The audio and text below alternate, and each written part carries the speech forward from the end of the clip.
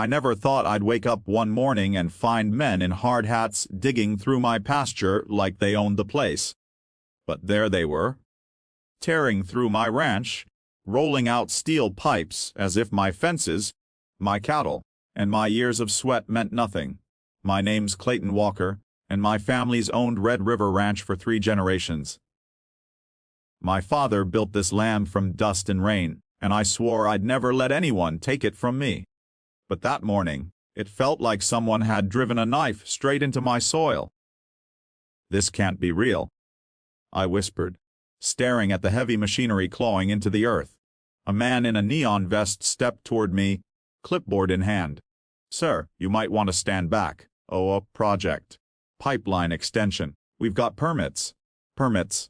That one word burned hotter than the Texas sun. I told him this was private land, and he had no right to be here. But he just shrugged.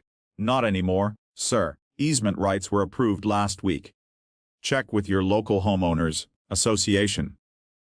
My local homeowners association. I didn't even live under their jurisdiction. Red River Ranch was 10 miles outside their community lines. But somehow, they'd found a way.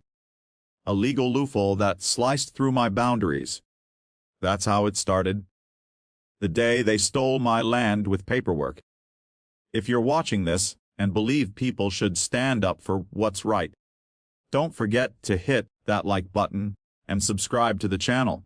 This story is about how one man fought back when everyone said it was impossible. Weeks passed, and the damage only got worse. They laid down pipeline after pipeline, tearing through my grazing fields.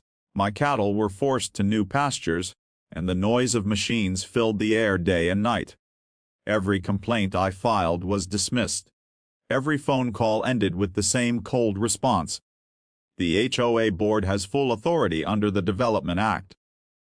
I went to their meetings, tried to speak, but they laughed me out. "Clayton," said their president, Nancy Dillard, a woman with a smile sharp enough to cut glass, "this project benefits everyone. You're just one man clinging to the past. Progress doesn't stop for cowboys." That night, I stood by the fence line, watching the stars fade behind the glow of their construction lights. I remembered my father's voice. "Son, you don't fight fire with fists. You fight it with brains." That's when I decided. I wasn't going to fight them in court. I was going to outsmart them. I started digging, not holes, but information. I spent weeks researching the HOA's plans, reading public documents, tracing where their pipeline was headed. It was supposed to supply water to a new luxury subdivision they were building. Homes, parks, fountains, and golf courses. All that water had to come from somewhere. Then I found it. The source, a natural spring up north 50 miles away tucked deep in the hills. It was pure, ancient water that had flowed down into the valleys for centuries. The HOA had leased the land for 20 years from a private owner. But that owner was old, and his health was failing fast. I drove out there the next day. The property was overgrown, the farmhouse collapsing in on itself. Inside, I found the man himself, Earl Jenkins, sitting by the fire, coughing between breaths. "You the rancher they've been stealing from?" he asked when I told him my name. I nodded. "They ran their pipeline right through my ranch without asking. I aim to stop them." He chuckled weakly. "Wish I could help, son. But the lease is all signed. They pay me good every quarter." I hesitated. "What if I offered more?" He looked up. His eyes, old and clouded, lit with a spark I hadn't seen in anyone since this whole mess began. "You serious?" I nodded again. "I'll buy the land. Not lease it. Buy it outright." He smiled slow and steady. "Then maybe, boy, you can remind that water don't just flow for money. It flows for those who respect it." 2 weeks later, I signed the deed. Red River Ranch now stretched all the way up to the spring that fed half the valley. When the HOA found out, they were furious. Nancy Dillard called me personally, her voice trembling with disbelief. "You can't do this!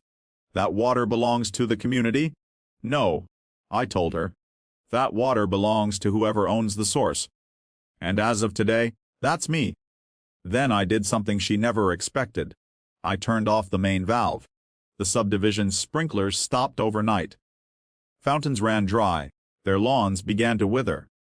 The HOA went into panic mode, sending lawyers and letters, but none of it mattered. I wasn't breaking any laws. I was simply protecting my property, the same way they had protected theirs. But revenge, I soon learned, is never simple. When you cut off one man's water, you dry out a whole town's pride.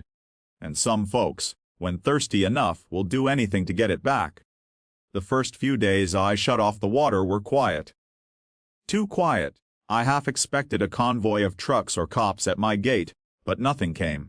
Then the whispers started. My suppliers stopped calling. My fence was cut one night, my cattle scattered. And one morning, I found a note nailed to my barn door. Turn it back on, or we'll take it by force. That's when I realized the HOA wasn't just a board of smug neighbors. They were businessmen, developers, and politicians with deep pockets and dirty hands. I installed cameras, hired local ranch hands to keep watch. But what they didn't know was, I had more than one ace left to play. I'd recorded every conversation, every phone call, every threat. If they wanted a war, I'd give them one. But by the law, days turned into weeks, and their subdivision dried like desert clay. Residents began demanding refunds. Property values tanked. Nancy Dillard went on local news blaming an uncooperative rancher for sabotaging progress. I watched that broadcast with a smirk and a glass of cold water from my own well, but revenge didn't feel as sweet as I thought it would. One afternoon, a young mother and her son came up my drive in an old pickup. She looked desperate, sweat on her brow, the boy clutching an empty bottle. "Sir, please," she said softly. "We live in the new development. We can't even bathe. Could you spare us some water?" I froze. They weren't my enemies, just people caught in the crossfire. I filled their containers myself, guilt twisting in my gut. That night, I sat on the porch thinking about my father again. "Son, justice means balance. Don't drown yourself in your own pride." So, I came up with a new plan. The next morning, I called the local paper. Told them everything. The illegal easement, the forged permits, the intimidation, the threats. Within a week, the story hit the front page. The HOA's investors pulled out, the board dissolved under public pressure, and state regulators launched an investigation. Nancy Dillard was arrested for document tampering and fraud. The subdivision halted indefinitely, and the town council voted to remove the HOA's control over rural lands entirely. As for me, I reopened the spring, but under one condition: any community that wanted water had to pay fair rates, and the proceeds would go to restoring local ranches harmed by overdevelopment. Months later, standing by that same valve, I turned it open again. The water gushed out, clean and strong, flowing through the land like forgiveness. So, if you believe that no one should be bullied off their land, if you think justice still matters in this world, then go ahead and hit that like button, subscribe to the channel, and share this story with someone who needs to hear it. I didn't just win back my ranch. I won back my peace. Because sometimes, the best revenge isn't cutting off someone's water. It's reminding them who truly owns the source.